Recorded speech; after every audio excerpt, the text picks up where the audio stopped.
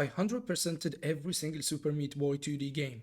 Every Dark World, every Hidden Bandage, every soul-crushing Warp Zone, and then Super Meat Boy 3D dropped on March 31st, and I couldn't even get halfway through it. Not because I suddenly got bad at games, no, something is just off. Let me be real with you, the original Super Meat Boy from 2010 is a masterpiece of 2D precision. Everything you need to know is right there on screen. The souls, the gaps, the walls. Your brain processes it instantly. You die, you respawn in half a second, and you already know exactly what you did wrong. That feedback loop is perfect. Super Meat Boy Forever. Same deal, auto runner, sure, but the 2D readability is still completely clean. I still 100%ed it. That is the thing about 2D platformers. When you die, it is your fault, and that is what makes them addictive. Now look, I'm not there to try Super Meat Boy 3D. It is sitting at 88% positive on Steam right now. IGN gave it an 8 out of 10. The gamer called it a wonderfully frustrating evolution. The controls are responsive.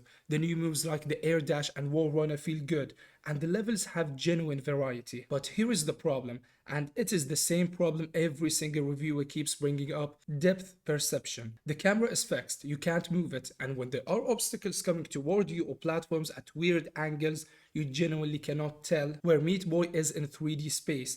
Game Informer straight up said, and I quote, "I can't remember the last platformer I played where positioning and depth perception became such a recurring headache." Digital Spy gave it a 4 out of 10 and said it doesn't understand what made the original enjoyable. Polygon called the whole transition sloppy, and honestly, that is exactly how I felt. I wasn't dying because the game was hard, I was dying because I literally couldn't tell if I was lined up for the jump. In 2D, the difficulty is designed. In 3D, too much of the difficulty is accidental.